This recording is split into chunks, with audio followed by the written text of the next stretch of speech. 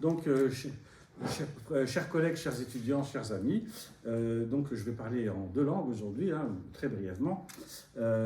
C'est pour nous donc un grand plaisir et un grand honneur de recevoir aujourd'hui donc le professeur Johan DAHLBECK, qui traitera de la question de l'exemplarisme chez Spinoza en matière d'éducation.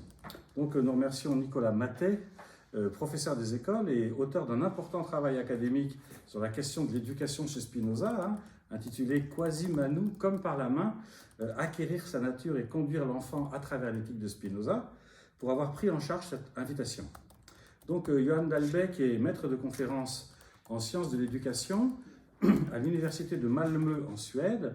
Il est actuellement coordinateur du programme international de maîtrise en théorie de l'éducation à l'université de Malmö et responsable du groupe de recherche études pédagogiques et philosophiques de l'enfance, de l'éducation et de la société.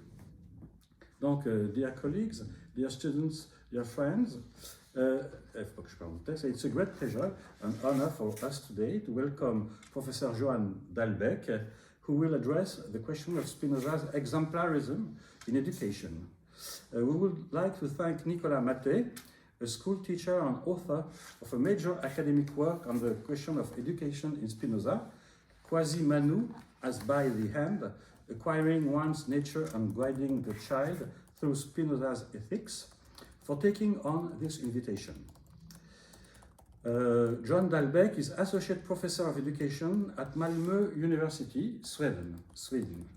He's currently the Program Coordinator of the International Master's Program in Education Theory at Malmö University and the leader and coordinator of the Research Group Pedagogical and Philosophical Studies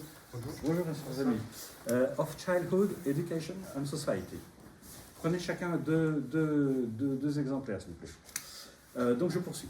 Monsieur DAHLBECK est l'auteur de plusieurs monographies et articles. Non, ça va là. Non, derrière. C'est exactement sur Spinoza. Writing a series on Spinoza. Both of them. Donc, M. DAHLBECK est l'auteur de plusieurs monographies et articles de revues traitant les différents aspects de la philosophie de l'éducation. Johan DAHLBECK is the author of several monographs and journal articles touching on different aspects of the philosophy of education. Parmi ses ouvrages récents, donc recent works include, donc je le lis directement en anglais puisque c'est en anglais, Fictionalism, the art of teaching truth disguised as lies, donc Brill 2023, Spinoza, Fiction and Manipulation in Civic Education, Springer 2021, Education and Free Will, Spinoza, Causal Determinism and Moral Formation, Routledge 2018, and Spinoza and Education, Freedom, Understanding and Empowerment, Routledge 2016. Perhaps you have one of them or two of them yet? Just the most recent one. Yes. Alors on pourra faire circuler le livre de Johan. Oui. Faire circuler. Oui.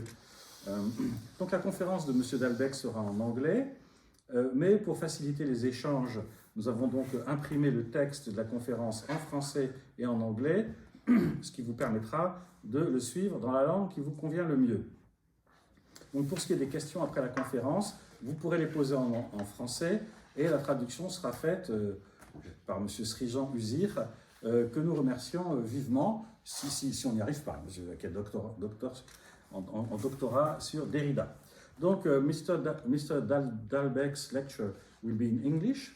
However, to facilitate discussion, we have printed the text of the conference in French and English so that you can follow it in the language that suits you best. As for questions, you can ask them in French and the translation will be done by Srijan Uzir, a PhD candidate on Derrida, whom we would like to thank very much. Et maintenant, cher Johan, vous avez la parole. Je vais rejoindre le public et je reviendrai pour modérer la discussion. Donc, and now, dear Johan, you have the floor. I'll be back to moderate the discussion. Nicolas, vous voulez ajouter quelque chose? Non, c'est bon, it's okay. So you have the floor. Merci beaucoup, Charles. Do you want me to move? Okay. Okay, so before I start, thank you very much for extending this invitation, Charles, Nicolas. Very generous of you. I'm very pleased to be able to be here. And I'm sorry that I'm not going to be able to do this in French. I promise you, you would not have wanted that. It would be torture for all of us. And before I start reading this paper, and I hope you can follow it in English or French, just wanted to say that this paper, this presentation is based on a book chapter from a recent book. And in this chapter, I've been trying to wed my take on Spinoza's ideas or thoughts on exemplary persons with some key ideas in Hans Weiner's philosophy of as if, so as to be able to sketch out a pedagogically productive theory of exemplarism. That's sort of the aim or the goal. I'm not sure how much sense it makes out of the context of the book, but if it seems the least bit interesting, I would just refer you to this short book, Fictionalism, the Art of Teaching Truth Disguised as Lies, where a version of this paper is included as a chapter, and you'll get sort of much more of the surrounding ideas concerning Weiner's philosophy of as if that will not be in the paper. Okay. Also, I think it was clear from Charles' introduction, but my background is in pedagogy. So my engagement with Spinoza is primarily as a pedagogue, although that entails me having to become well enough versed in the philosophy of Spinoza to be able to do that. But my main interest is pedagogical, although in a very broad sense, in a very general sense. So that's the sort of just an introductory remark. So some thoughts on Spinoza and exemplarism in education. Seeking to understand the exemplary role of the educator, I turn to Spinoza for an account of exemplars conceived as both fallible and effectively attuned to the aspirants or the educands. It is important to note that while I turn to Spinoza in order to flesh out my own understanding of exemplarism, the context in which he lived and worked is markedly different from my own. But notwithstanding this, it is my contention, it's my belief that there are valuable lessons to be learned from Spinoza's conception of how educational influence works on a very basic psychological level. So the ensuing discussion will start off by briefly outlining my understanding of exemplarism, which is sort of a recent discussion in educational theory. I'll just touch on it. And in what sense popular narratives adjusted to the ingenia of ordinary people taps into a Spinozistic form of exemplarism, from my point of view, which is firmly grounded in the sociability of human emotions and the imitation of affects. It then follows Spinoza's distinction between divine law and human law, as well as the distinction he makes between the role of the philosopher and the role of the prophet.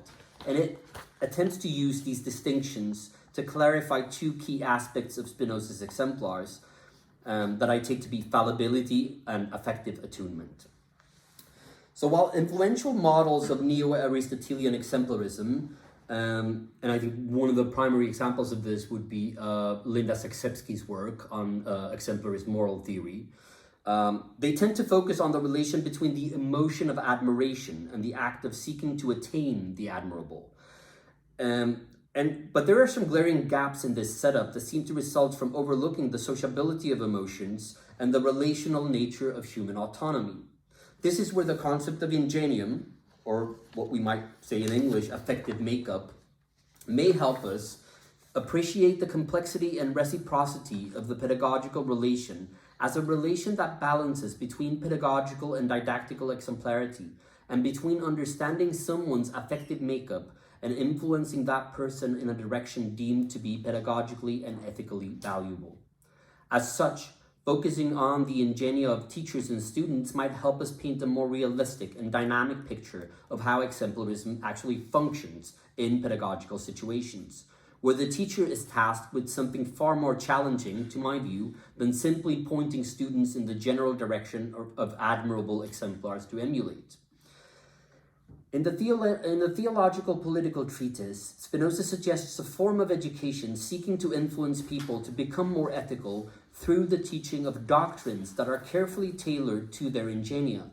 And he writes, "It follows that if someone wants to teach a doctrine to a whole nation, not to mention the whole human race, and wants everyone to understand him in every respect, he is bound to prove his doctrine solely by experience, and for the most part, to accommodate his arguments and the definitions of his teachings to the power of understanding of ordinary people, who form the greatest part of the human race." Spinoza turns to the power of popular narratives to address questions of civic education and emotional manipulation. For much the same reason as Plato's Socrates, Spinoza concludes that since people in general are always less than fully rational, they need to be effectively moved to act in accordance with the guidance of reason. In itself, the power of reason cannot be relied on to do the job, as true ideas will always be conquered by more powerful affects. Popular narratives are double-edged swords, of course. They can be enlisted to move someone to act in accordance with the guidance of reason, but they can also do the opposite. In chapter 5 of the TTP, Spinoza highlights the role of the teacher for guiding this process. He writes, "The common people, then, are bound to know only those narratives which are most able to move their hearts to obedience and devotion, but they themselves are not very well able to make judgments about which narratives those are, because they take more pleasure in the narration and in the particular and unexpected outcomes than they do in what the narratives teach. So in addition to reading the narratives, they need pastors or ministers of the church as well, who will teach them according to the weakness of their understanding." It is important to note that the weakness of understanding that Spinoza ascribes to ordinary people is not specifically targeting the formally uneducated masses as I understand it. Instead, the tendency to be governed by passions applies to all people, more or less, whether they rule or are ruled, insofar as most people tend to be governed only by affects and not by reason. This is so, Spinoza contends, insofar as we all suffer from a kind of psychological bias where a person thinks a thing fair or unfair, permissible or impermissible, just to the extent that he judges it brings him profit or loss. In order to help counter this innate prejudice, Spinoza turns to popular narratives as means for helping people follow the guidance of reason, even when they fail to see the true reasons for why they ought to do this. In Spinoza's early modern context, the narratives used for modeling future citizens are of course not selected by any one individual at random. These are typically state-sanctioned narratives in the guise of biblical stories endorsed by religious authorities. They are used to model citizens as they are already ingrained and working in the public imagination. Using narratives to model someone is of course a risky business. There is no guarantee that a narrative will have the desired effect, and different people will respond differently to different narratives at different times and in different circumstances. This is why the selection of valuable stories would be a matter of great concern for Plato's Socrates. This is also why Rousseau's Emile would not be subjected to the popular fables intended to instill a sense of morality in children. My contention is that Spinoza carves out a path that navigates somewhere between Plato's complete trust in the judgment of the rulers and Rousseau's confidence in practical experience. What makes this promising is the fact that it is firmly grounded in what we might call Spinoza's political psychology.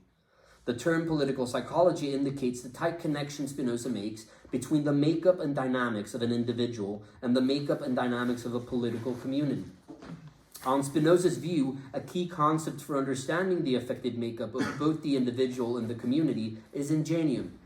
The ingenium of a person and of a community corresponds with their particular affective constitutions. Affects for Spinoza are changes in one's power of acting. Affects can be either active or passive, depending on if we cause them ourselves or if the cause is external to us.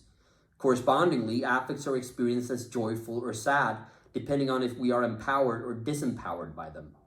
Because all people's ingenia are composed of both active and passive affects, and because all people strive to become more empowered, the ethical challenge is to find means of becoming more active without underestimating the power of sad passions. There is a social and political dimension to Spinoza's theory of affects that is important to highlight. Because all people are always in part passionate, that is, determined to act by causes that are external to them, it makes no sense to assume that empowerment is ever an entirely individual affair.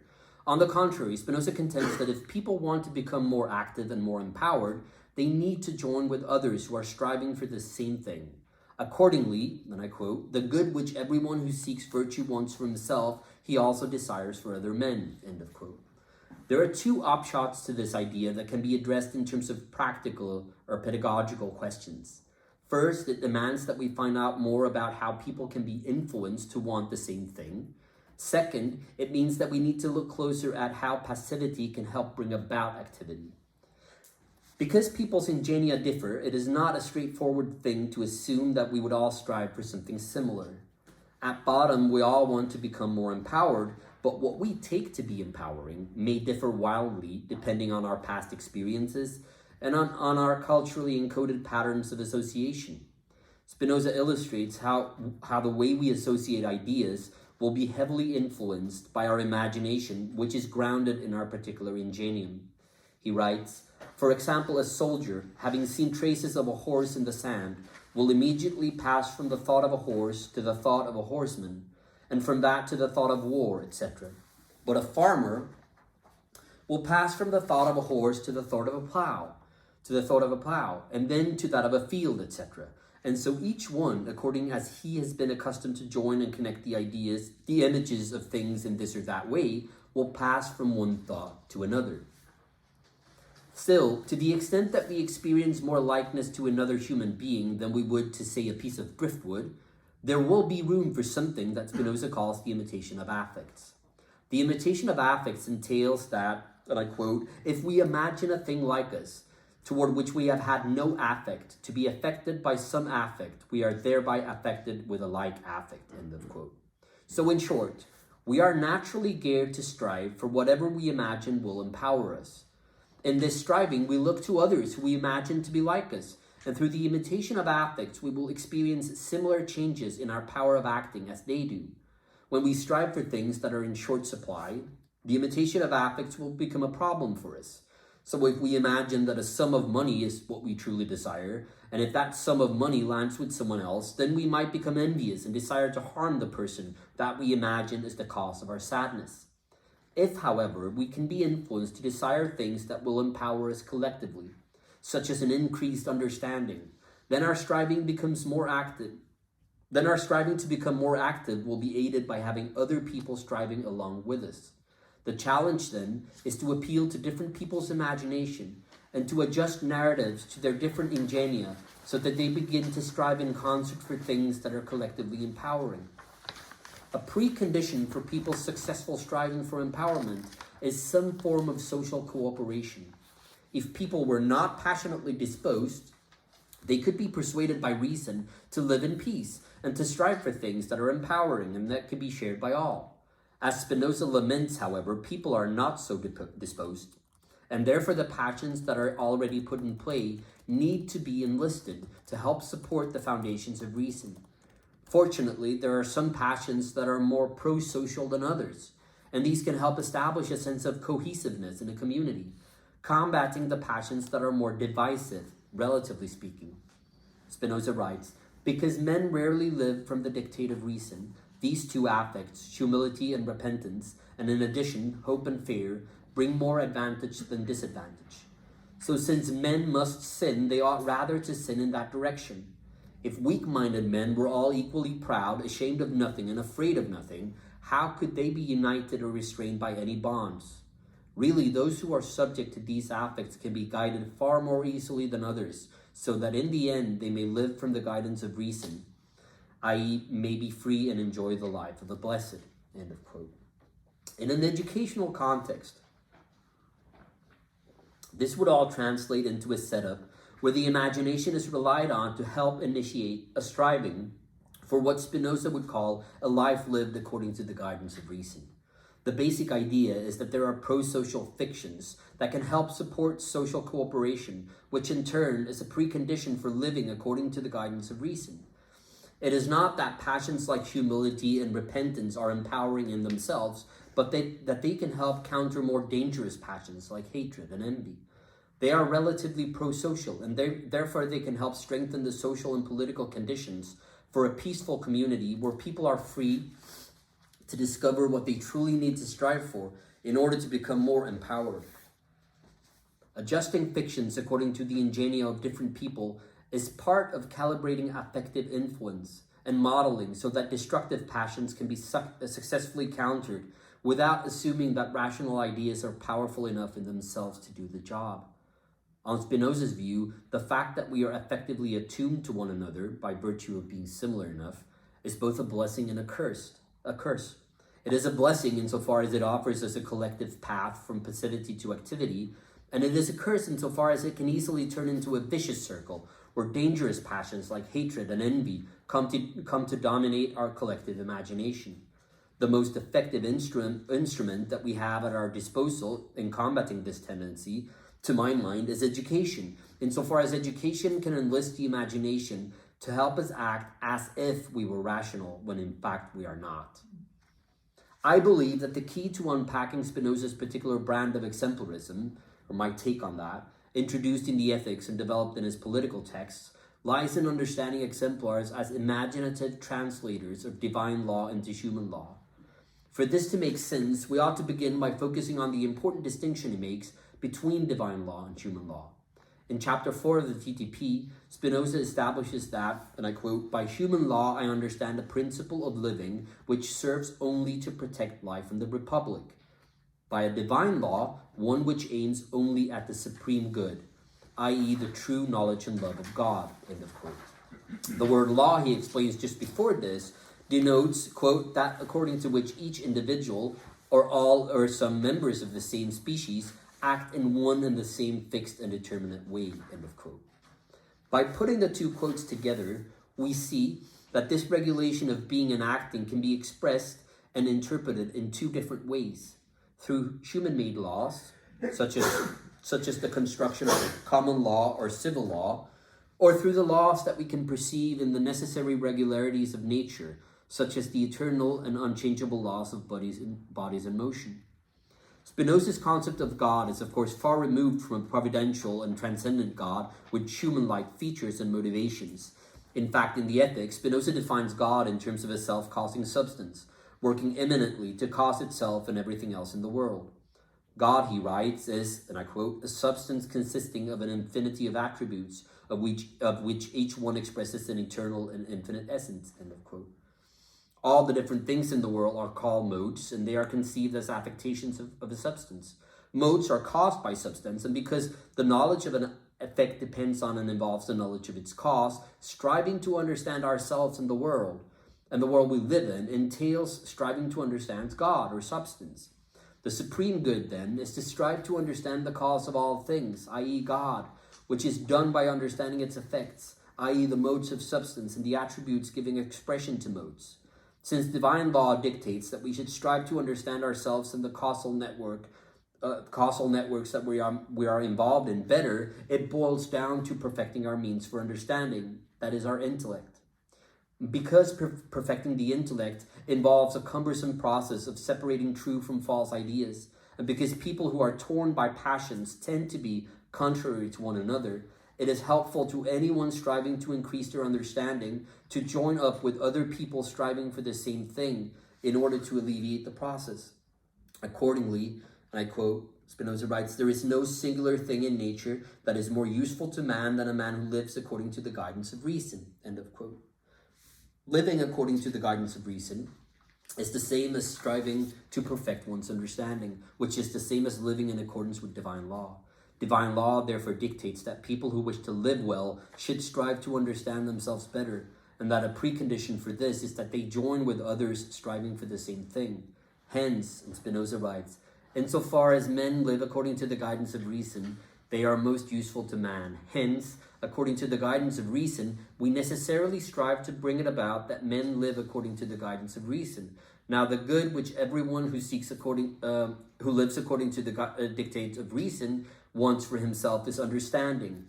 Therefore, the good which everyone who seeks virtue wants for himself, he also desires for other men," end of quote.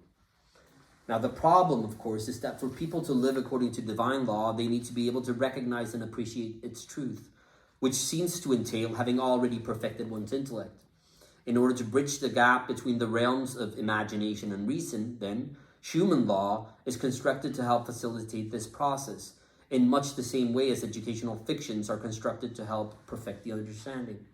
It is not that human law can or should replace divine law, but that it can help set the stage for people to strive to perfect their understanding in relative peace and security. Human law ought to mirror and reinforce divine law, as it is better adjusted to cater to the inherent limitations of human reason and to the language of the imagination. If people were completely governed by reason, they would be able to extract sound principles of living from the divine law, i.e. the true knowledge of the pervasive regularities of nature, directly. But, as Spinoza notes, human nature is not constituted like that at all. And so, that's why no society can continue in existence without authority and force, and hence laws which moderate and restrain men's immoderate desires and unchecked impulses. Human law, then, is a form of necessary concession to the human inability to follow the guidance of reason by simply observing and understanding natural causation. Being incapable of living in peace without external restraints, humans need specifically human laws to help them act as if they were rational and understood what was in their best interest. For Spinoza, laws are therefore nothing but expedient fictions designed to help people act according to the guidance of reason. While they could be made to do this by brute force, it is better for them if they do it willingly. And so this is where Spinoza's exemplarism comes into the picture. Exemplars can help people desire to abide by laws, even if they are not yet in a position to appreciate why this is good for them. The reason it is important for people to willingly submit to the dictates of reason is that when they are ruled by force, they are more likely to become dominated by dangerous passions such as hatred and greed. And this easily turns into a downward spiral that is difficult to reverse. In chapter 5 of the GTP, Spinoza therefore proposes that, quote, in each state the laws must be so instituted that men are checked not so much by fear as by the hope of some good they desire very much. For in this way everyone will do his duty eagerly, end of quote. Effective exemplars, on Spinoza's view, are imaginatively gifted individuals, capable of joining divine law with enticing images of some good the people desire very much. For Spinoza, these individuals sometimes come in the guise of prophets, having historically had the function of translating the word of God into images that appeal to the imagination of their audiences. While prophets are intellectually inferior to philosophers, and philosophers designates people who truly love and understand God in a philosophical sense, they are imaginatively superior insofar as they have the ability to feign and to offer fictions that allow people to act as if they understood what they are not yet in a position to fully understand. Continuing this investigation into Spinoza's exemplarism, we therefore need to look a bit closer at the distinction he makes between prophets and philosophers. This in turn will allow us to narrow in on some central traits of the exemplary educator, as I picture it. Now, there are traces of two different kinds of exemplars in Spinoza's work, or perhaps it is two different interpretations of what would best correspond with Spinoza's idea of an exemplar. Looking at and comparing these two kinds of exemplar, it might be reasonably concluded that one is pedagogically relevant, and the other is not, or at least far less so. Curiously, the one that is not pedagogically relevant most seems to resemble the exemplar of the influential neo-aristotelian tradition, like I said before, proposed, for instance, by Linda Saksevsky in her book, Exemplarist Moral Theory, which has had quite some impact. Representing a supremely admirable person. Neo-Aristotelian exemplarism builds on a model of admiration emulation, where a person's admiration is taken to be activated by direct reference to exemplars who exhibit truly virtuous behavior. This kind of exemplar comes across as, in some respects at least, morally infallible and therefore as supremely admirable. In Spinoza's case, the first kind of exemplar, that is an exemplar that is infallible and therefore supremely admirable, is introduced in the guide of his model of human nature, the free man, homo liber, in part 4 of the Ethics. The other exemplar is fallible, yet practically applicable, as it is effectively attuned to the imagination of the people addressed.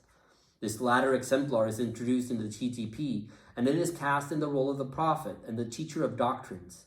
Prophets, Spinoza suggests, and I quote, were not endowed with a more perfect mind, but rather with the power of imagining unusually vivid, end of quote. So the tension between the two kinds of exemplar tells us something important about the problem with standard versions of exemplarism, where the exemplar is conceived as being supremely admirable and therefore also as difficult, if at all possible, to attain through emulation. It also tells us something important about what is pedagogically interesting about exemplars, concerning the accommodation of collective narratives, the dynamics between the imagination and reason, and the pedagogical importance of being attuned to someone's affective makeup or ingenium. So let's look briefly at the two contrasting versions of the exemplar in Spinoza in order to get a clearer idea of the stakes involved here. So first, we have the ethical exemplar of the free man, introduced in part 4 of the Ethics.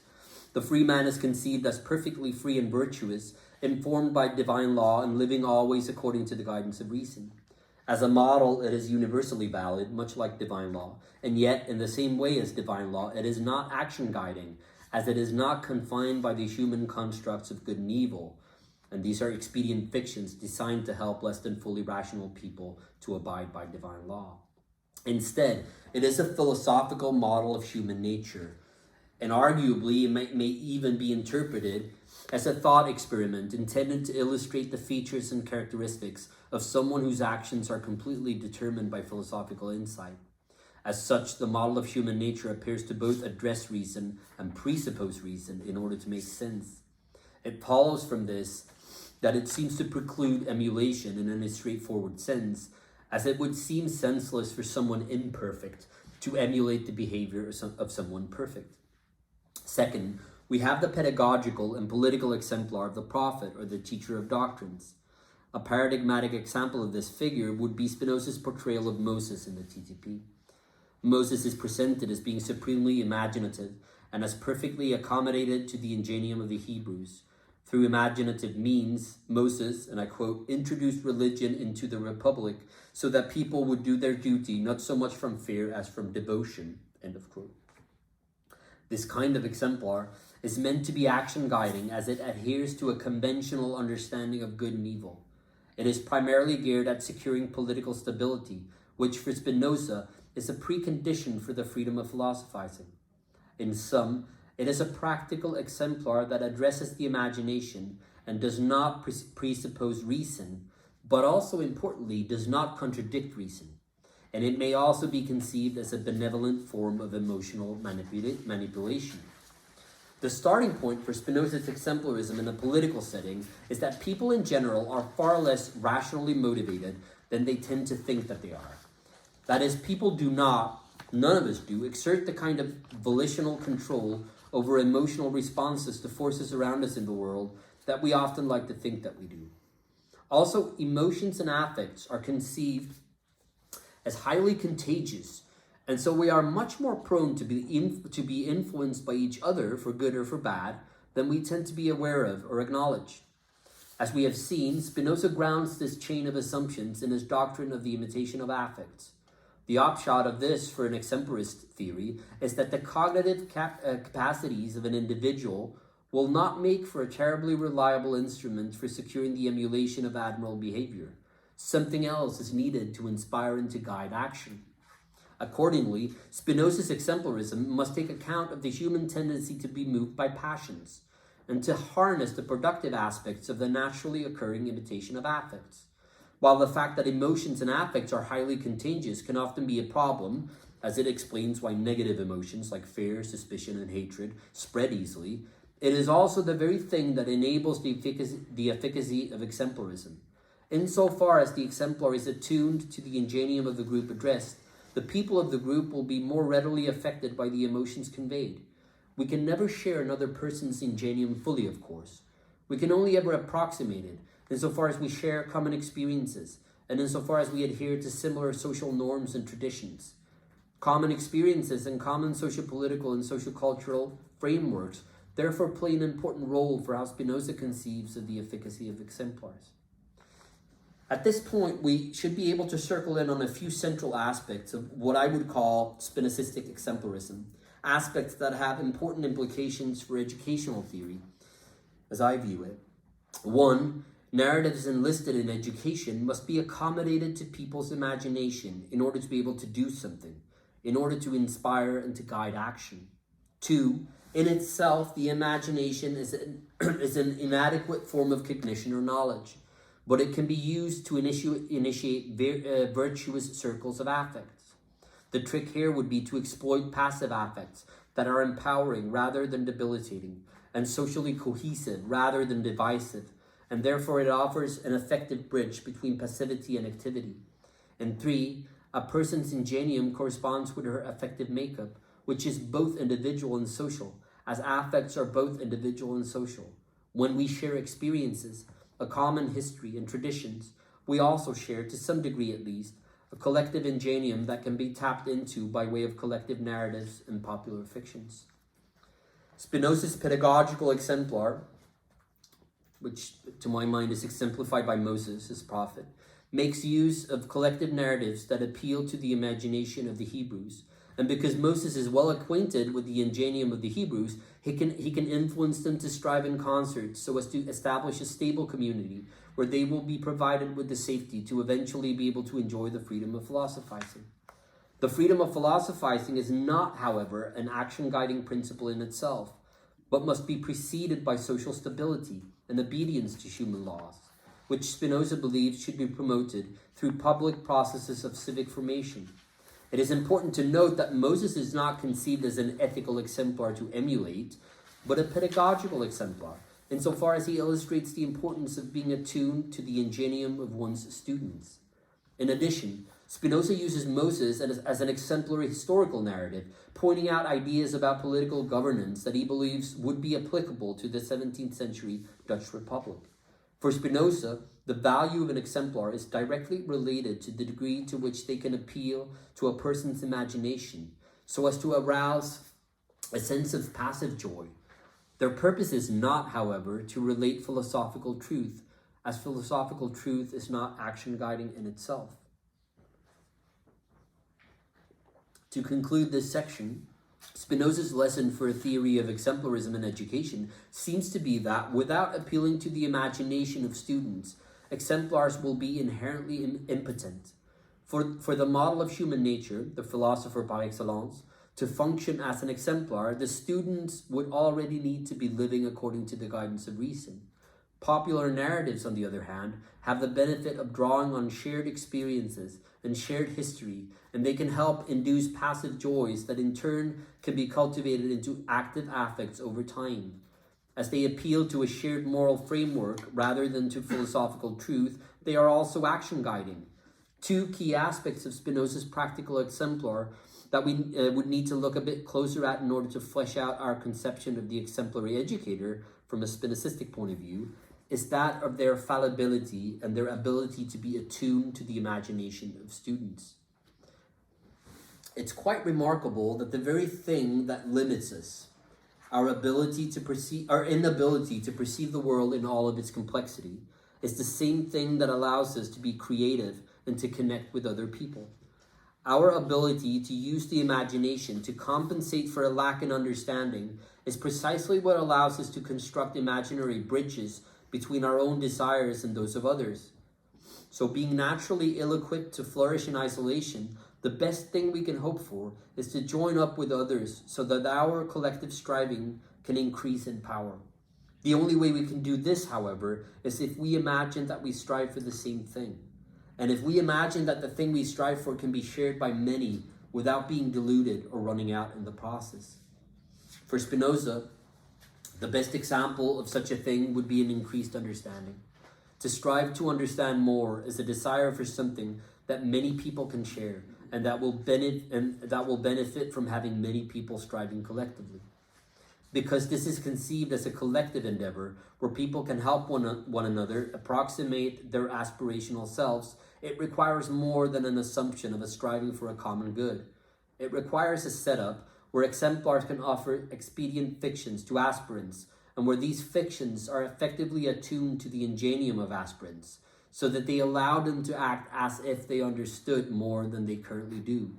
As Susan James puts it, this is why, and I quote, the way of life endorsed by reason needs to be brought within imaginative reach if it is to mold our desires and actions, and why the general principles around which it is organized must be made livable by being embedded in the narratives that give meaning to what we do and shape our aspirations, end of quote.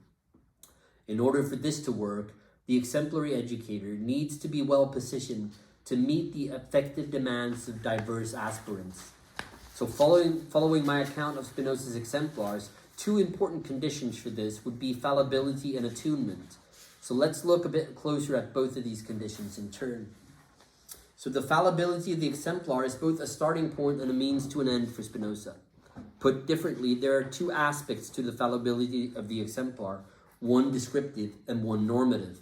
The descriptive aspect of fallibility relates to the fact that exemplars, at least if we follow Spinoza's reasoning in his political texts, are not philosophers, but rather imaginatively gifted people. The imagination for Spinoza is a flawed form of cognition that we need to rely on insofar as we lack an adequate understanding of ourselves and the world.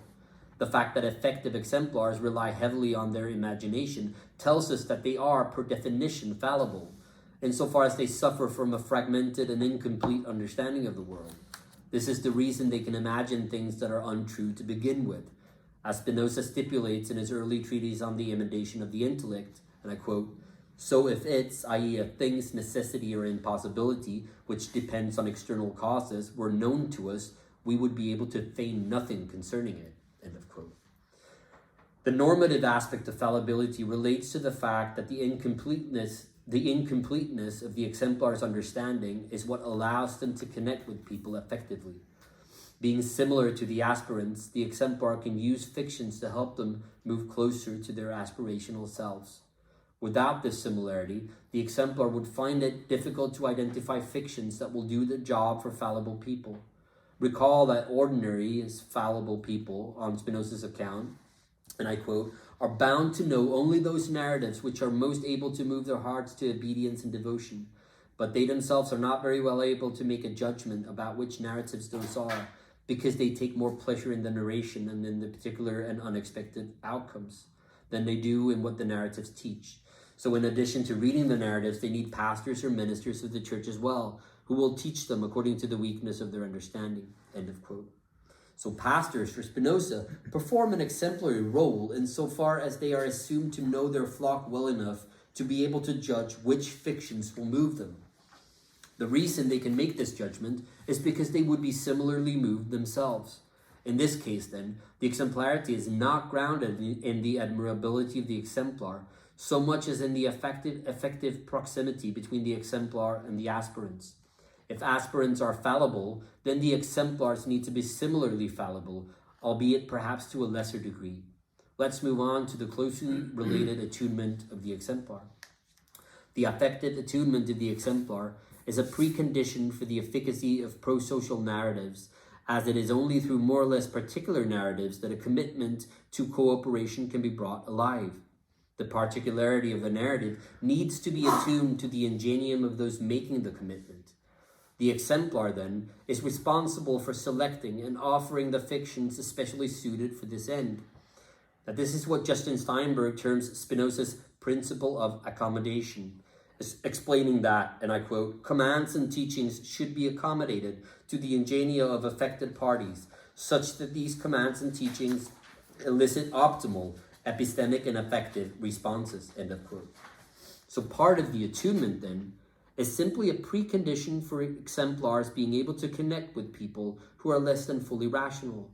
But part of it serves a more forward-looking purpose.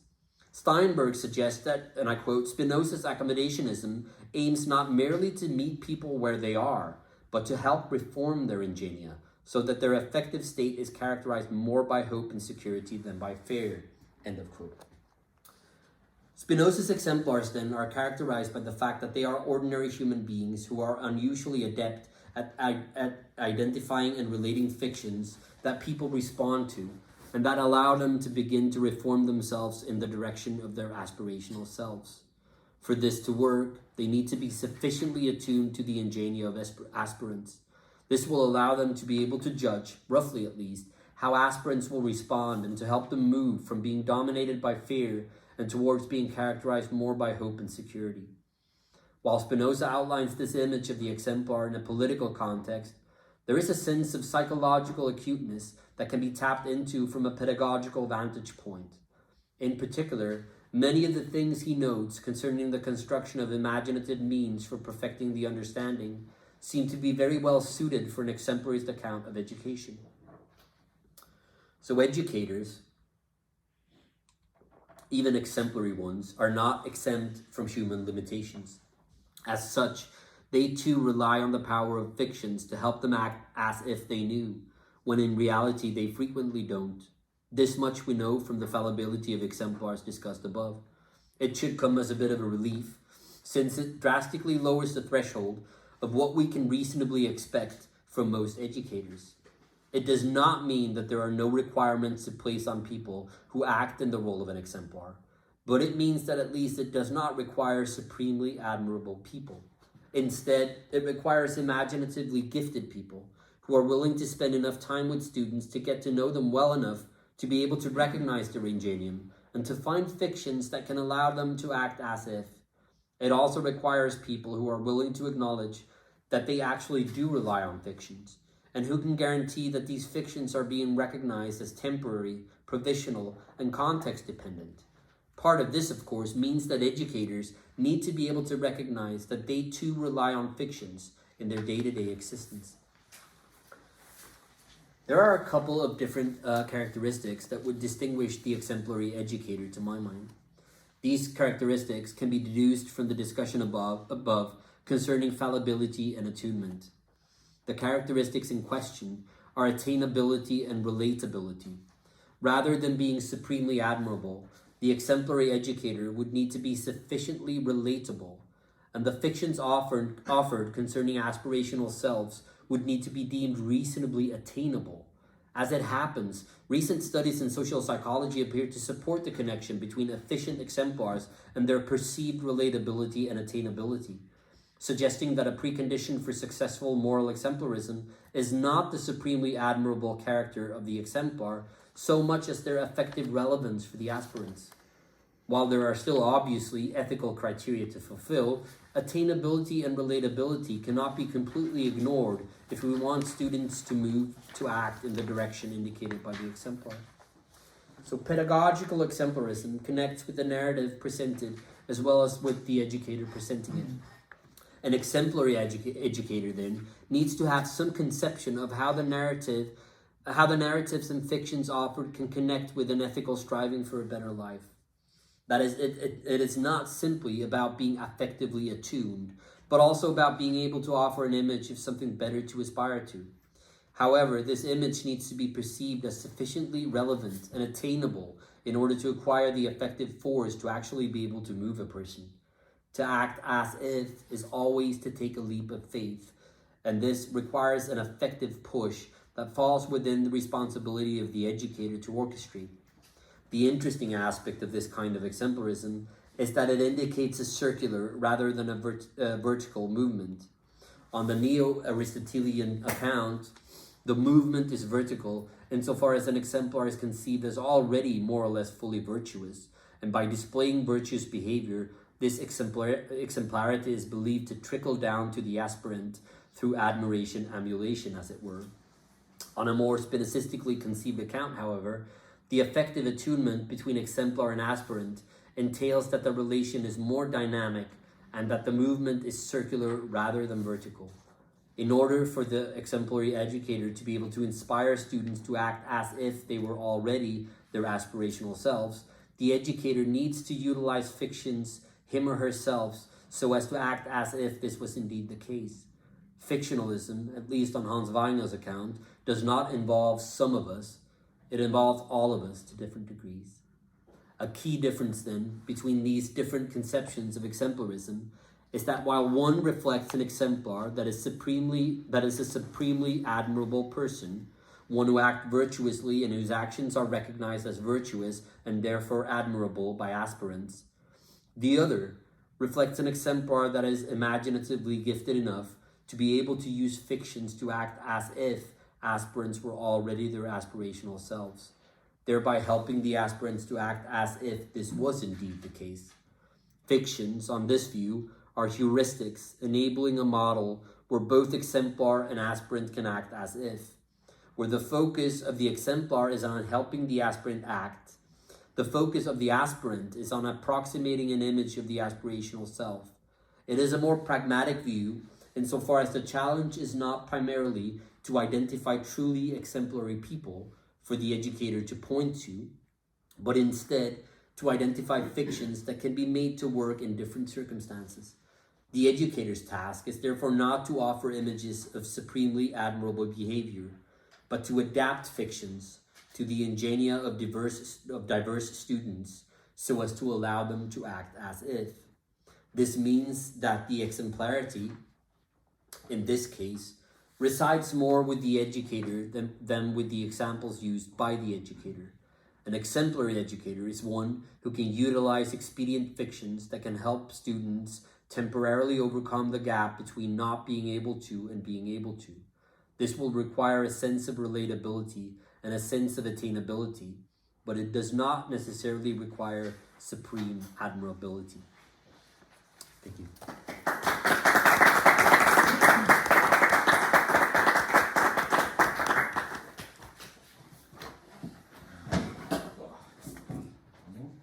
Je reviens. I'm back. Welcome.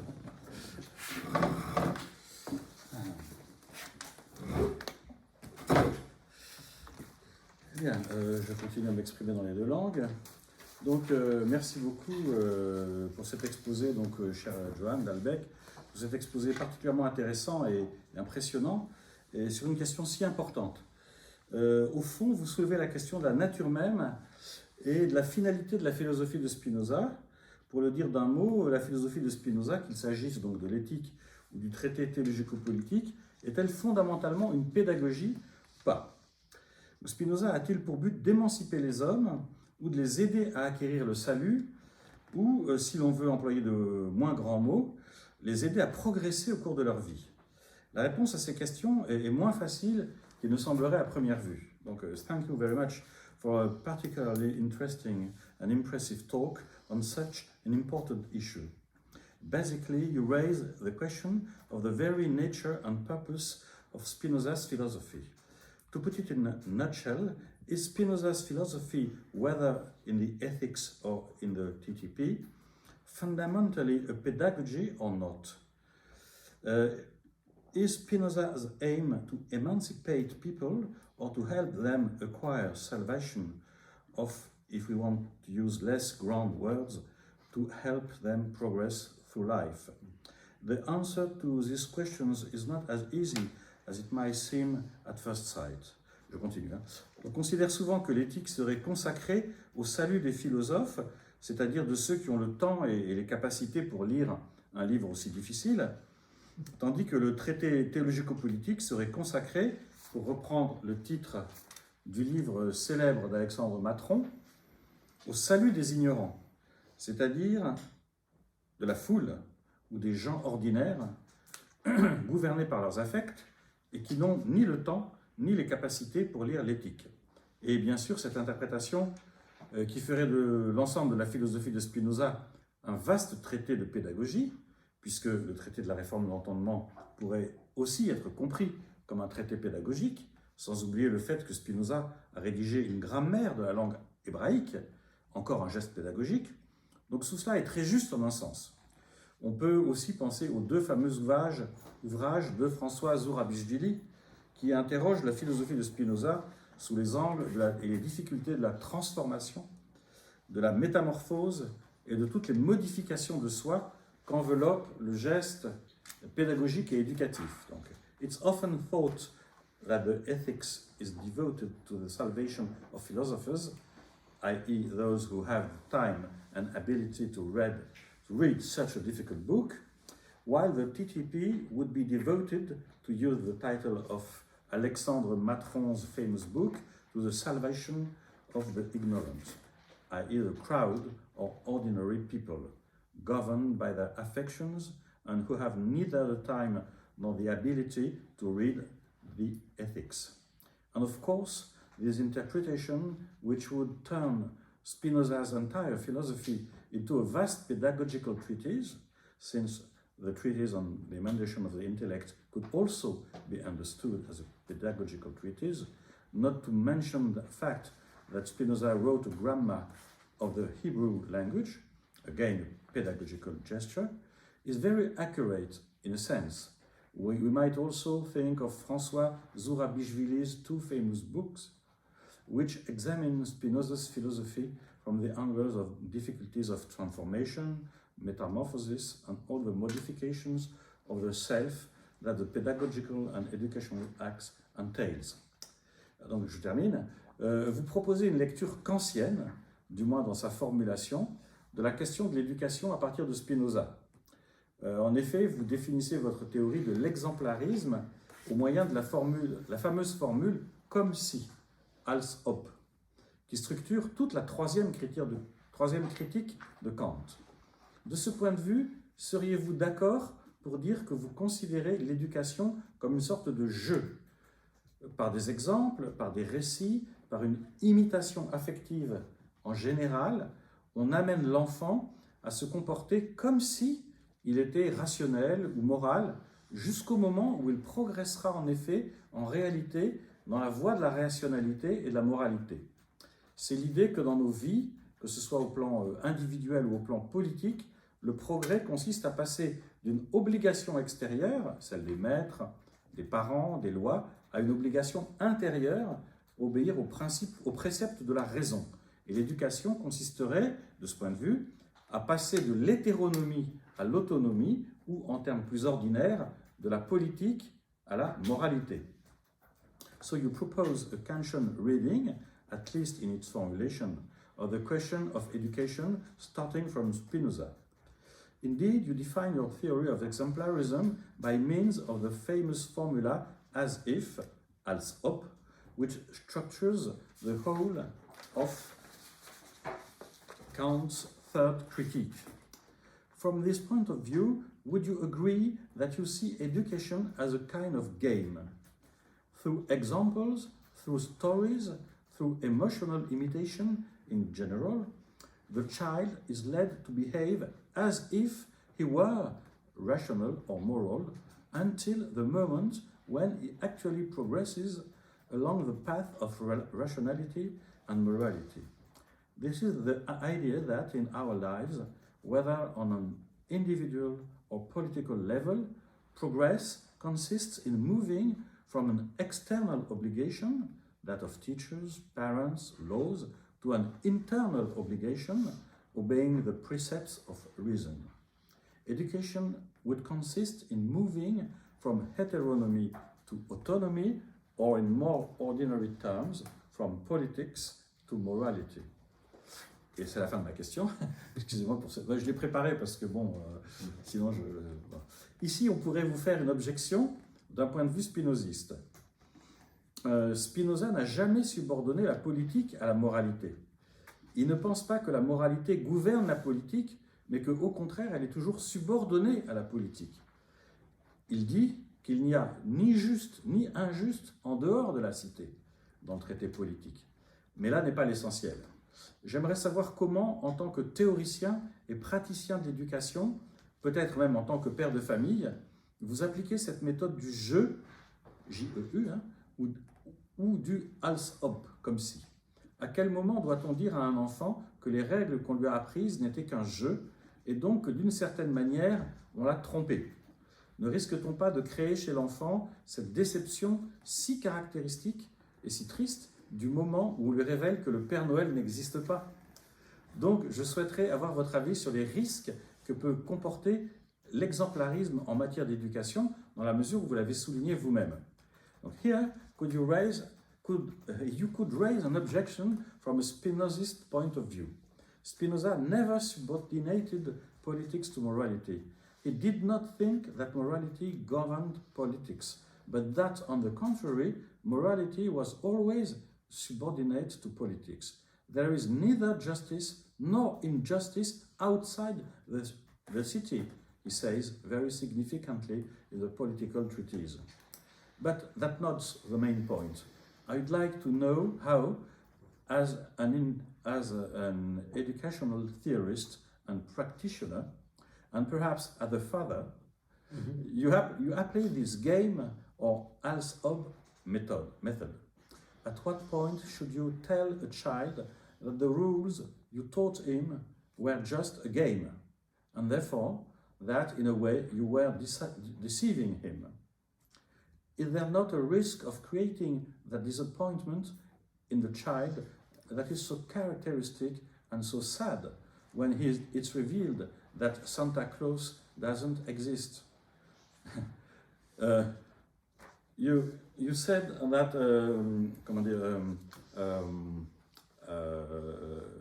modeling somebody with narratives is a risky business. So I'd like your opinion on the risk that exemplarism can entail in terms of education. And I have a second question. Je vais poser une deuxième question tout de suite pour. It was very difficult for me to understand exactly what you say in your conclusion when you say, because I made a translation with Nicolas. On a more Spinozistically considered, how is effective attunement between exemplar and aspirant entail that the relation is more dynamic and that the movement is circular rather than vertical. C'est la phrase. In order for the exemplary educator to be able to inspire the students to act as if they were already their aspiration selves, the educator needs to, etc. I was not able to understand, fully understand this sentence. Could you give some explanation, please? So I can start with that, and because I think you raised a few questions. On traduira, sauf si tout le monde comprend l'anglais ici ou pas? Si on a besoin de traduire, peut-être on fera une traduction par passage. Je le fais, ou si j'arrive pas, je vous demanderai à le dire. Hein? D'accord. Bon, so you speak some phrases and I translate. Hein? Okay. So when it comes to this, the part from the conclusion that you read about the students, the educator being able to inspire students to act as if they were already their aspirational selves. I think the conception I have in mind is not necessarily one where the educator is tricking the educand, but where we might think of a very practical setting where, let's say I'm a physics teacher and I address my students as if they were already physicists. I know they're not already physicists. They know they're not already physicists. But the fact that I address them as such might awaken an interest in a few of them to aspire for, perhaps I could become a physicist. But that I think is the kind of emotional motion I'm gearing at. Tout le monde a compris ou... Bon, si vous avez tous compris, bon, je ne traduis pas. Très bien. So, I understand perfectly. Okay, good. And I think it connects to a sort of distinction between what we could call illusionism and fictionalism. So I think it's important for me I try to follow Hans Weiner's idea that the fictions that he's talking about, the fictionalism that he's talking about, is recognized as fictions. So there's a good few years ago, Saul Smilansky wrote a book called Illusionism, where the key argument was that we don't have free will, but if we were to recognize that we don't have free will, the detriment to the moral community would be too great. So people in general should not know that they don't have free will. And I think that idea of illusionism is dangerous because it hinges on the idea that there are what we might call philosopher kings, certain people with a certain kind of knowledge that they decide when and how people should get access to. I think the beauty of Hans Wagner's notion of fictionalism is that it does not just involve some people, it involves all of us. And I think there's a connection to how Spinoza conceives of precisely the idea of free will as a false idea, but a necessary idea, because it's what we experience. And it doesn't matter if I intellectually recognize that I don't actually have free will, I will still act as if I had free will. So there's a connection, of course, to Kant's practical postulates, which for Wagner, and I think that if we read Kant's critique, they are recognized as fictions. But those fictions can become dogmas. And when they become dogmas, I think they take on the characteristics of illusions. And that, I think, then we're in a more sort of manipulative game. But of course, in terms of children, there will always be that question. But I think for me, the important thing is that the teacher is just as dependent on fictions as the children are. But we can come to understand things. And when we recognize something as a fiction that helps us, we can also replace it. We can come up with new fictions because the old fictions don't work anymore. But if they're not fictions, if they're dogmas, we cannot do that. So we become less prone to act. So I think that's the dynamic where I see Spinoza as acknowledging that we are all irrational. Not just the plenum, not just sort of the uneducated masses, but all of us, 2 degrees. And even if we read and understand the ethics, it doesn't mean that we will not act on fictions in our daily lives. And that acknowledging that has a certain pedagogical importance, I think. Because it also means, and this I think is one of the core arguments in the book, if we conceive of education as in some sense a striving for truth, whether or not we attain that truth, it's a striving that begins with fictions. Tout le monde a compris. We have a question là? C'est plus simple pour moi. I wonder, do you have a proposal how the development from fiction to a dogma can be overcome? Because if it's a danger, then you should think about ways how this would happen. So I don't know. Yeah, I think a key aspect of it is to recognize fictions as fictions. And that I think it's in part a philosophical task. I think it's quite clear to me that, so when I read a book like Plato's Republic, that the setup for that entire work is that we're constructing a fiction. We're trying to find out the truth of justice, but in order to be able to do that, we need a fictional city, because that's how we function. But I think there's a sense in which sometimes it's not recognized as a fiction anymore. And I think there's a pedagogical value in looking at how we always move by way of fictions when we try to understand something. And I think we live in a time also when these things are sort of increasingly threatening. We talk about things like post-truth. We talk about things that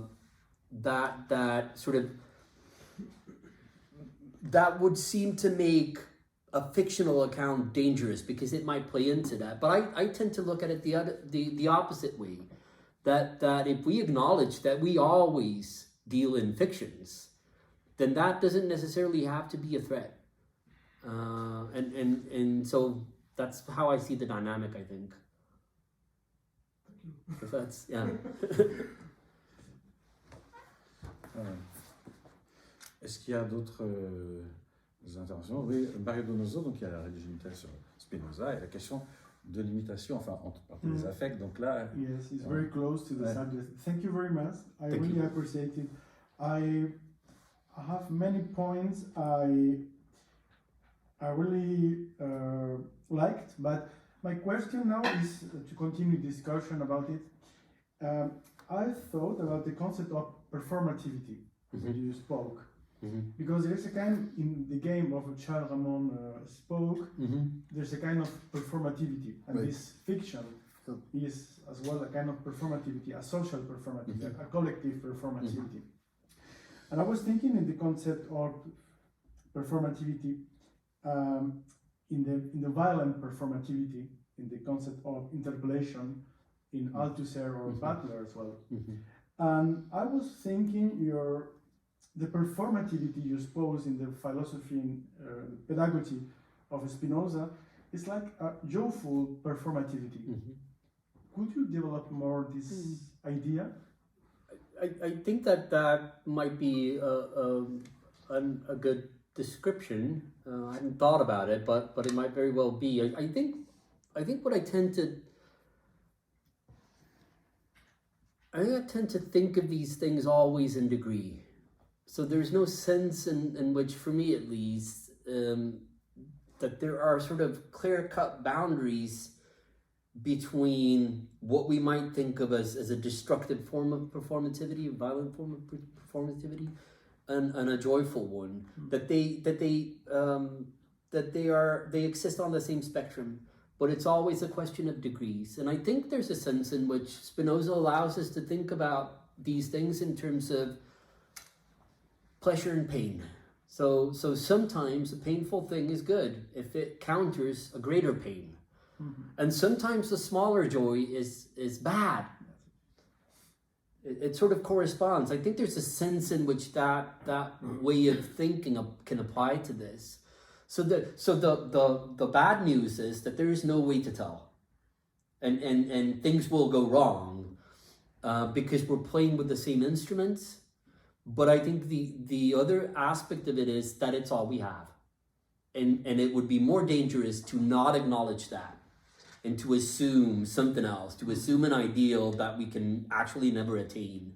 And I think there's a sense in which that's precisely the kind of critique that Spinoza has of dogmatic political philosophy, is that it becomes this imaginary world where we build cities that are actually not, or better yet, images of what it is to be a human that does not correspond to the way humans actually work.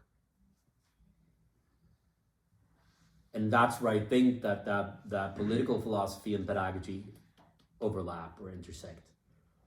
It's that I think is a key insight. Like if we look at the way we function, if we look at the way we behave psychologically, we know a lot of things, and yet we seem to have difficulties applying that because we tend to cling to dogmas, tend to want to preserve ideals or think in terms of exemplars as supremely admirable, rather than as human beings. So you use good narratives and good imaginations to escape bad narratives and bad imaginations, or to counter, perhaps. I think there's always an inherent danger when we talk about fictions that we refer to escapism. That what we use when we think of fiction, sometimes I guess we think of it, and not least in educational settings, as something that allows us to sort of escape the world that we're currently living in. But I don't necessarily think that's the. I think of fictions as much more foundational. So closer than, in a sense, to Kant's practical postulates. Like these are things that are fictitious, but they are the ones that allow us to live. But then there's a question if we recognize it as a fiction or not. That becomes a more interesting question. Je crois qu'il y avait une question. Il y avait plusieurs questions, mais Nick Srijan-Usir, notre doctorant sur Derrida, spinoziste aujourd'hui. Srijan, you have the floor. Hello, thank you very much for your intervention. Thank you. So I don't know, I really like your talk, but the problem I have is that I think there is a difference between acting as if and acting as if. For example, I think one can act as if, for example, but I think there is a categorical difference between the as if and action. Because when we act, we must forget that we are acting as if in order to act. If we were to remember that we are acting as if, then we would not be acting. Right. Then we would not be able to distinguish between theater and action. So this is, I think, a paradox which I cannot quite understand in your work. Thank you. I think that's something that I would need to think about. I don't want to just throw something out, but thank you for the comment. I'll make a note of it, and I think I might have an answer, just not right now. Thank you, Jean. Donc, Nicolas Maté. Yes, well, thank you very much, Johan, for your presentation. First question about the translation, because we try with Charles to do it. Translate. I think it's interesting to do the difference between students and aspirants. Right. I did not understand entirely. And other one, aspirant students and model and exemplars. Yeah. Because Charles chose models because in French it's more used. Yeah. But not easy to understand. No, I agree. I think. Vous avez entendu au fond?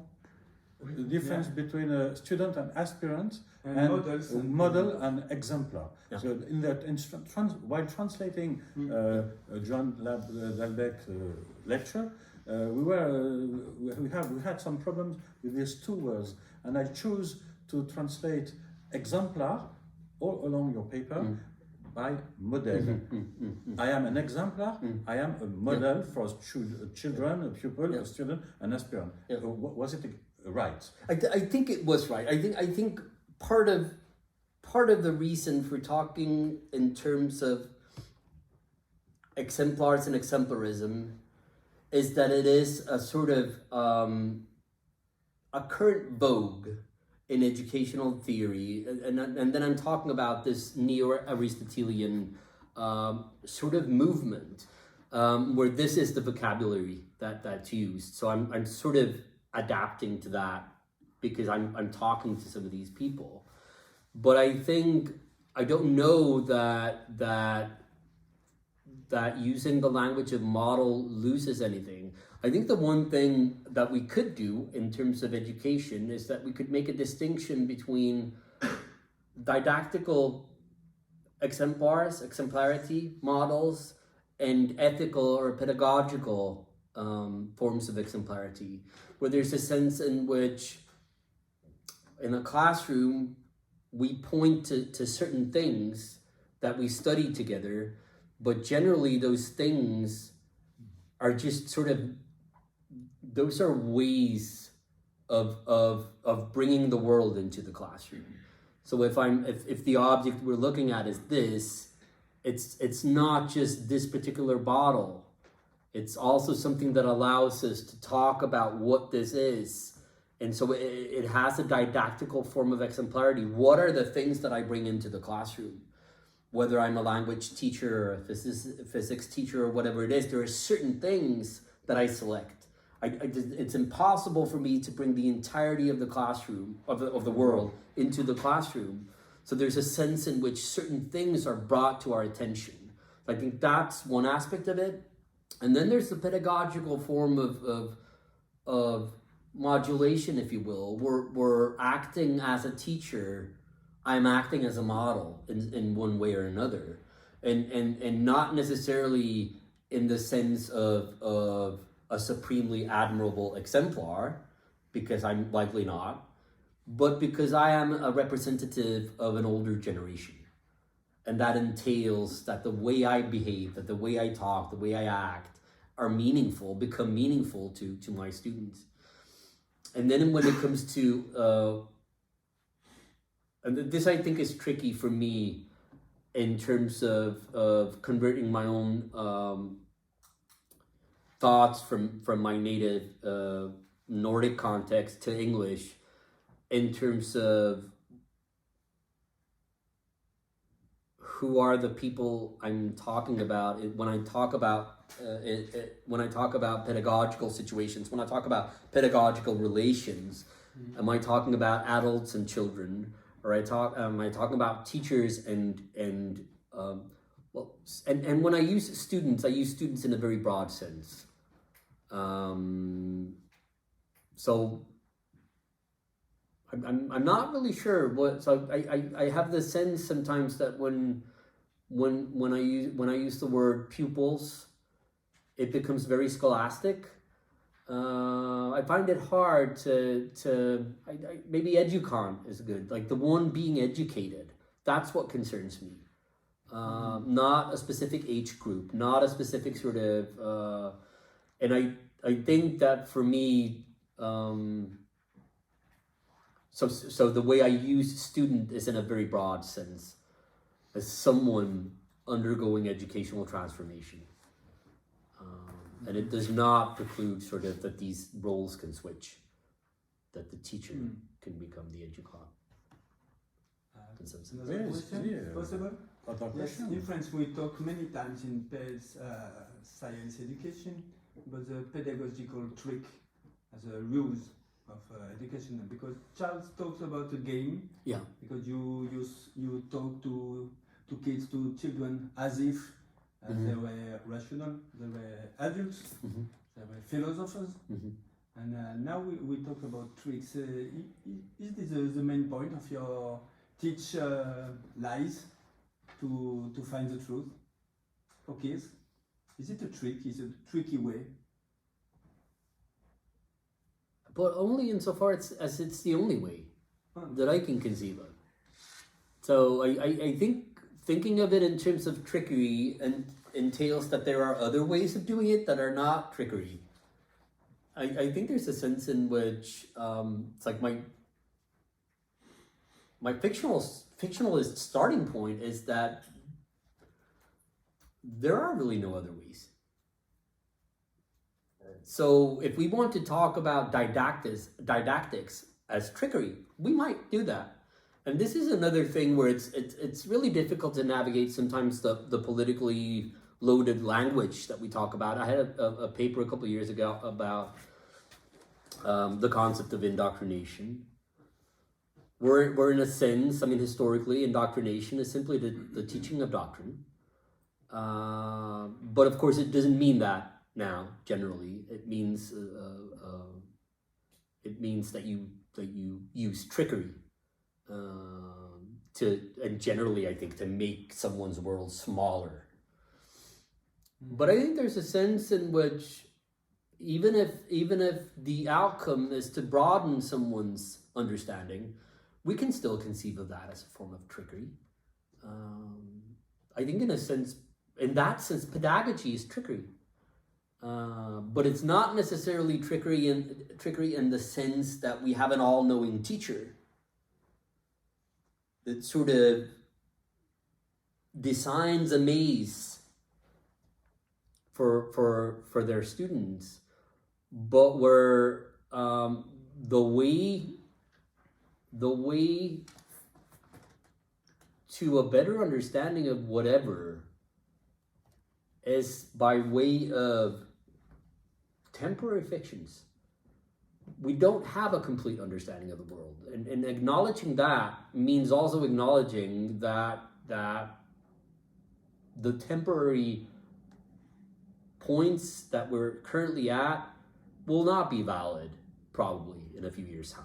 So there's a fictional element to it, but it's not necessarily, I think it's quite natural. I don't know if we can continue. Just a point of discussion.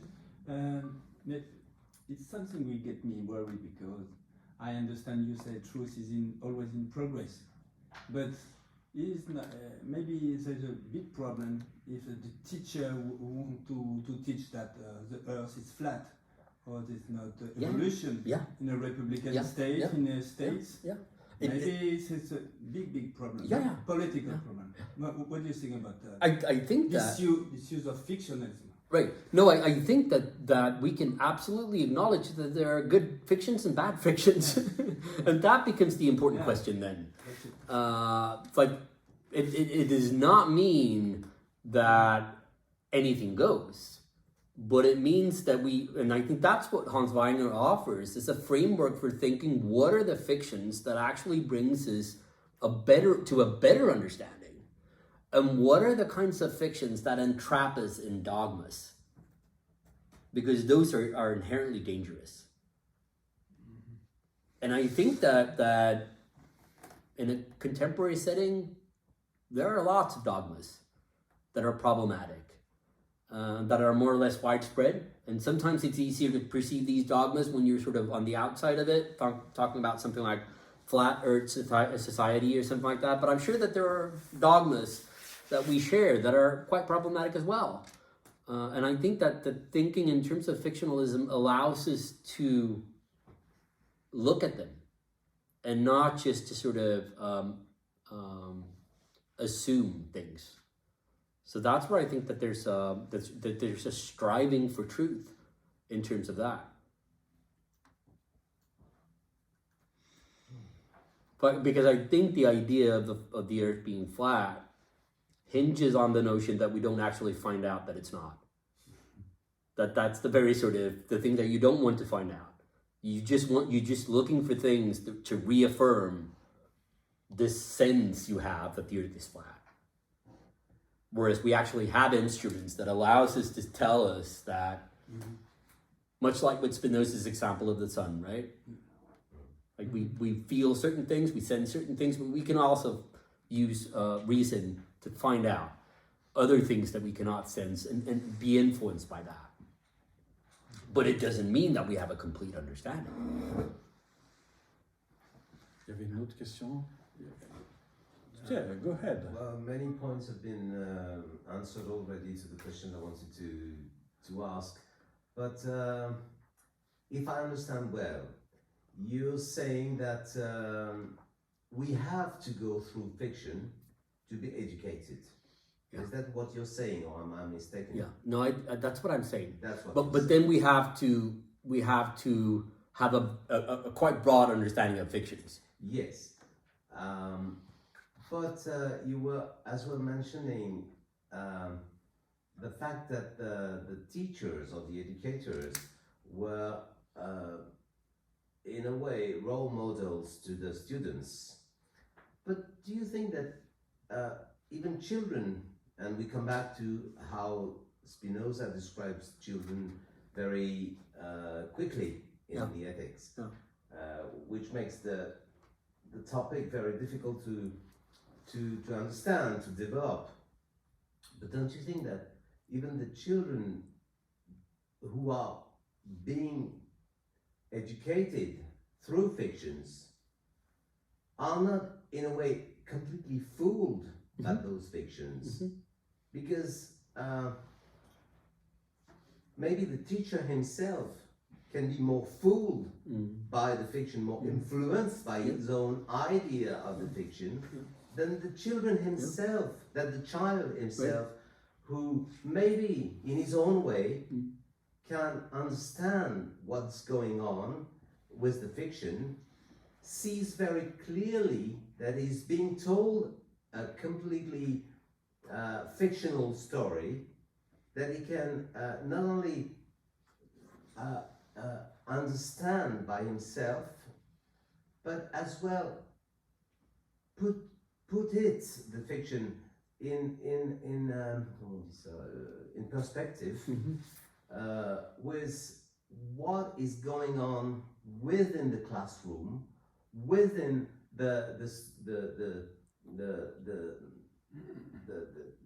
even the season, even the climate, even the room itself, and he understands that he's being told something that he has to get rid of as soon as he can.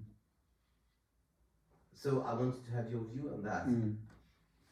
Is he completely influenced by what he's being told, or does he know already that it is something quite wrong that he has to evacuate as soon as he can, And I wanted to point what Charles was saying just a minute ago. In a way, is the children completely disappointed or not? Because maybe he knows that there will be something that will come up with all those stories, you know, that even if he has been told a lie, he will not be disappointed. He knows already that something beyond all that will emerge, that will be closer to what he already maybe is. Well, I think there's a sense in which pedagogy is never completely controlled by the teacher or by anyone else. And I think part of the pedagogical relation is also a relation of tension, a relation of being able to resist and to discard things. Yeah. I think that's part of it. So I don't necessarily see that as a flaw, but as part of the educational journey, if you will. Where there's a sense, I think, in which, on the one hand, where we can look at sort of what are the fictions that we allow in the curriculum, and would we as a society deem them good or bad, in a sense? Like, are they bringing people together or tearing people apart? But I think there's another aspect of the sort of personal transformation of any person, where we're finding out that you have, or sensing that there are illusions at play as part of the educational journey.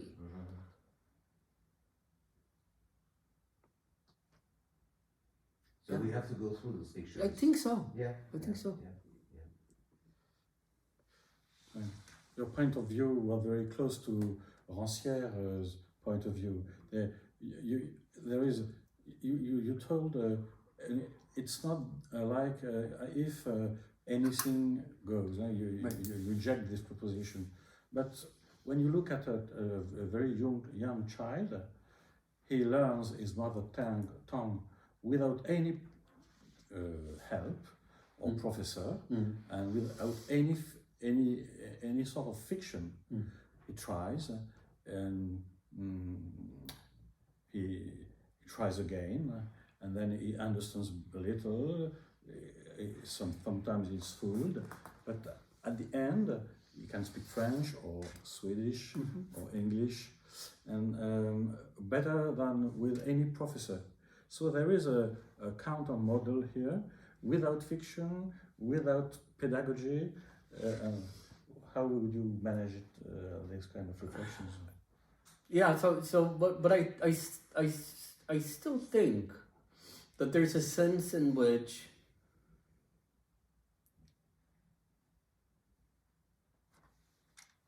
not just in terms of learning certain things without a professor, a knowledgeable professor in place, but there's still, I think, a sense in which becoming part of a community is becoming part of, or is sharing in certain fictions, like perhaps good and evil. Like, these are fictions. I think, to my mind, these are fictions, and they can be used for good or for ill. But there is a sense in which what it is to be part of a community is to share in certain foundational fictions. But I also think in terms of, and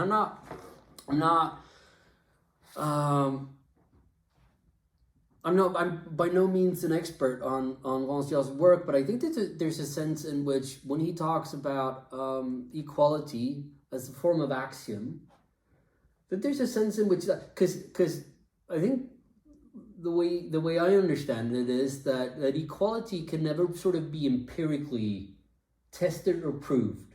We have to assume it. So there's an air of fiction in that. It's like if it allows us to do certain things, it's a good thing. So it doesn't really make sense to start in the other end and say, how can we ensure equality? And that's what educators tend to do. But to turn it around and say that the starting point is equality. We don't know that it exists, but we assume it. So I think that there's a similar kind of movement, I think. Okay. Is there any other question? No? Oui, Mindaliu, spinoziste, alpicero-spinoziste. Thank you very much for your lecture. I have some question concerning the basic understanding of your text. Is that I found myself have problems to understand in what sense or how can we articulate Spinoza and the question of education. We all know that, by example, the person of Moïse in TDB is not necessarily a teacher or someone sorry. In another way, is that could you please give us a more detailed context of the question of pedagogical question and Spinoza? What? Well, I think there's a sense in which the idea of affectivity as a sort of very basic social phenomenon, that we are affected all the time by external things, that can help us inform the way we think about education.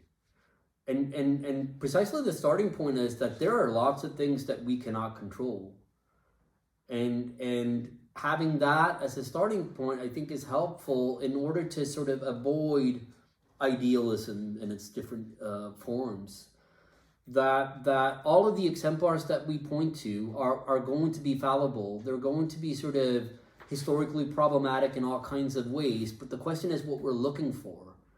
And the question is also in what direction it helps us move. So and this is never going to be sort of in a sense where you can predetermine these things. I think what are the movements that will bring people together, even within the classroom. And in a classroom, we all know we will have people from all kinds of different contexts with all kinds of different backgrounds and problems. But there's still a sense in which the classroom hinges on the fact that we can attend to something collectively. That's the presupposition, right? If we couldn't do that, the whole thing would be pointless. So there are certain movements effectively that can help us attend to something. And I think that's the part where I find this helpful, I think. Thank you. Right. It's okay. No more questions? So I'm happy to pass this on. Ouais, je vais clore, donc it's time to close this session. Thank you very much again. Thank you. And speaking about Rancière, we will have the honor to receive Jacques Rancière for a session of this seminar on Spinoza, the 21st of March. I hope you will be there, of course, and we will perhaps speak again of education or equality. We will see. I'm glad I was allowed to come before Rancière, not after. Yes, beaucoup. Merci beaucoup.